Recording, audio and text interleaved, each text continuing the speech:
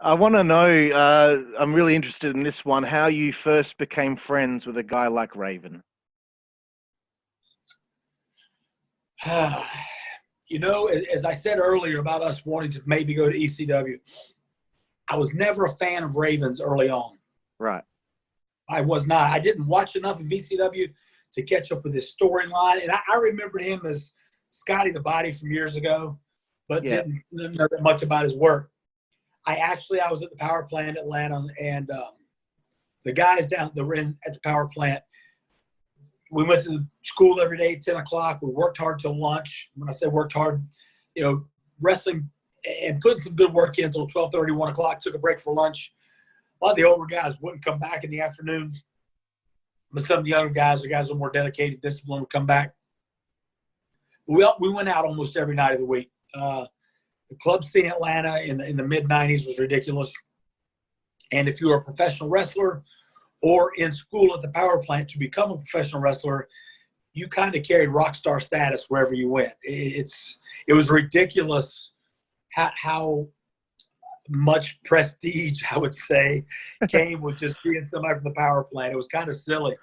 But I was out one night with a dear friend who passed away about a year ago, Johnny Green, who wrestled as Johnny Attitude with WCW for years. Oh, yeah.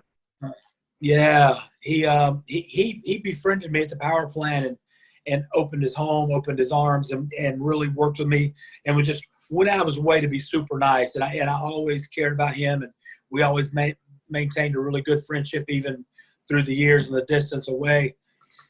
He took me out one night, and this was right about the time I'd maybe been at the power plant for a month or two, and Raven had just come in to WCW from ECW. He'd been living in Philly. He'd just moved to Atlanta.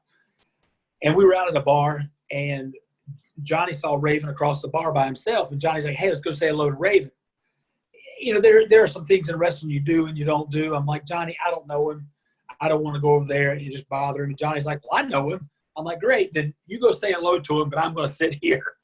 And Johnny's like, sure. I'm like, I don't want to impose. I don't know the guy. I don't want to go get up all his grill. He was by himself. I didn't know if it's because he wanted to be here, if he just was. So Johnny goes over and leaves me. And Johnny comes back like 10 minutes later. He's like, hey, Raven wants to meet you. Raven wants to meet me. Why does Raven want to meet me? He said, well, I told him about, being a competitive bodybuilder and a personal trainer and stuff. And we're actually talking. He just asked me if I knew any good personal trainers. And I know you just sold your gym. Would you go talk to him? So I'm like, all right, sure. So I saunter over, and Raven starts grilling me. I've never met the guy before. And he starts asking me all these questions about personal training and bodybuilding, who I've trained and what I've done and what I think and blah, blah, blah, blah. And as he's just peppering me with these questions, and I'm answering, but I'm kind of getting to the point where I'm like, it's like a job interview. And I'm like, this isn't really what I want to do with my night. And all of a sudden, like this string of questions, Raven just stops. All of a sudden he's like, okay, you're hired. Hired for what?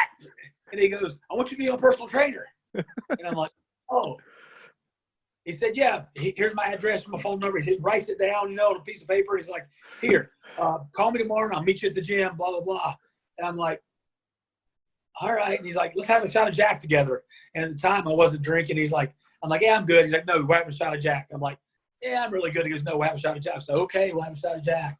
So both do a shot. And the next day I started training him, and I probably trained Raven in the gym for about 2.5, maybe 3 weeks. And his drinking and eating habits were not the best. Right. And I don't know what you know about bodybuilding and working out and lifting, but you can do all you want in the gym correctly. But if the other 23 hours of the day are spent drinking and eating bad food, it's not really going to make a difference. Right. And, but about 2.5, 3 weeks in, he goes, because he was doing the TV shows at the time. He had Nitro, but they did house shows on the weekends. So Nitro was always Monday, and he was going to be gone over the weekends. He said, hey, would you mind while I'm gone? He said, how about if I pay you to be my personal assistant? And I'm like, well, what does that entail? And he's like, well, I'm out of town. You'll just pick up my dry clean, check my mail, just run errands for me when I'm in town. If I need you to drive me around, we'll hang out, whatever. And I'll give you $300 a week. I just sold my gym. I was wrestling on the weekend, so I was gone Friday, Saturday, myself doing my independent shows. And I'm like, by this time, I started to learn a little bit about the hierarchy of wrestling and who you know and that kind of thing. I'm like, $300 a week? All right, that can't be that bad a gig. Well, boy, was I ever wrong. But yeah, I became Raven's personal assistant. So the funny thing about the relationship we carried out on TV, which was great for TV, was so much of our relationship in real life. I was his personal assistant for quite a while. A personal assistant came to, I went from just training at the gym to going to waking him up every day at 11 o'clock and cooking his breakfast for him and that kind of thing. But, again, we'll talk about this later. I can talk about it now. Raven did more for me in this business of wrestling than any other one individual ever did in more ways than one, over and over and over again. And so, for the ribbing and the stuff, some of the guys gave me a hard time about cooking Raven's breakfast. A, I was getting paid, but B, he took up for me and did so much for me later on that I truly could have never, ever paid him back for all the stuff he did. He will always be the guy that helped me and got me further and did more for me than anybody else.